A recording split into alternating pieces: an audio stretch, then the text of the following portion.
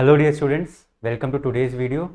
आज के स्ट्रक्चर और नेम के कोरिलेशन में आज हम लोग बीटा टू एगोनिस्ट के बारे में बात करेंगे। यहाँ पे 3 कंपाउंड्स हैं। अब यहाँ पे जो स्ट्रक्चर है उसमें डायरेक्ट कोरिलेशन तो नहीं है, बट हाँ, अगर हम याद कर रहे हैं बीटा टू एगोनिस्ट या एंटागोनिस्ट के बारे में तो हमें बहुत सारी चीज़ें हैं जो कॉमन पॉइंट्स हैं, उनको याद करके इन तीनों का स्ट्रक्चर आराम से ड्रॉ किया जा सकता है। सबसे पहले मैं आइसोप्रोटेरेनॉल का स्ट्रक्चर बना देता हूँ, जिसको आइसोप्रेनालीन भी बोलते हैं। इसका स्ट्रक्चर एक बार बना देता हूँ फटाफट से। इसके बाद आपको बाकी दोनों के स्ट्रक्चर इसी से बना के हम लोग रेडी कर लेंगे। ठीक है, तो ये है आपका कुछ चीज़ें प्रोपेनॉल जैसी मिल जाएंगी आपको, कुछ चीज़ें डोपामीन जैसी मिल जाएंगी। ठीक है, तो बहुत ही बढ़िया सा स्ट्रक्चर है।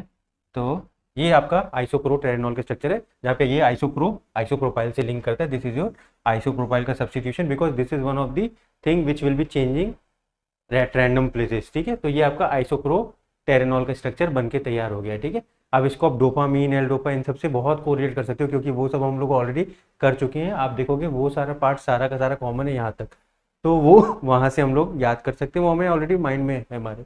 बस इसको याद करना। तो ये आइसोप्रोटेरेनॉल है which is non selective beta two agonist होते हैं। ठीक है, और यहाँ पर ये बीटा टू एगोनिज्म का काम करते हैं। अब इसका जो सेकंड पार्टनर है दैट इज योर मेटाप्रोटेरेनॉल। नाम से पता चला पूरा स्ट्रक्चर सेम टू सेम रहने वाला है। बस आपको क्या करना है, यहाँ पे ये जो ऑर्थो हाइड्रोक्सी ग्रुप है, दोनों हाइड्रोक्सी ग्रुप एडजेसेंट पोजीशन में, यहाँ से एक हाइड्रोक्सी ग्रुप को आपको हटा देना है और उसको कहाँ पे ले आना है, मेटा पे। अब ये दोनों एक दूसरे के मेटा हो गए। ठीक है, ये इसके मेटा, ये इसके मेटा, तो इसको क्या बोलते हैं, metaproterenol. Same to same structure, no change, it is metaproterenol. इसके बाद आपका नेक्स्ट स्ट्रक्चर है that is again your agonist terbutaline. Terbutaline में क्या करना है, तो मेटाप्रोटेरेनॉल है, उसका जो यहाँ से दिखाई पड़ रहा है आपका ये टर्ड ब्यूट का मतलब क्या है, टर्शरी ब्यूटाइल ग्रुप। तो यहाँ पर जो आपका ब्यूटाइल ग्रुप है वो आइसोप्रोपाइल ग्रुप है, इसको हमको क्या कर देना है, टर्शरी ब्यूटाइल ग्रुप। तो ये बन गया आपका टर्ब्यूटेलिन। तो यहाँ पर 3 स्ट्रक्चर एक साथ तैयार हो गए। आपको क्या करना है, बस आइसोप्रोटेरेनॉल का स्ट्रक्चर या आइसोप्रेनालिन का स्ट्रक्चर याद करना है, उसको मेटा बना दो हाइड्रोक्सी ग्रुप्स को, तो मेटाप्रोटेरेनॉल बन के नाम बता रहा है।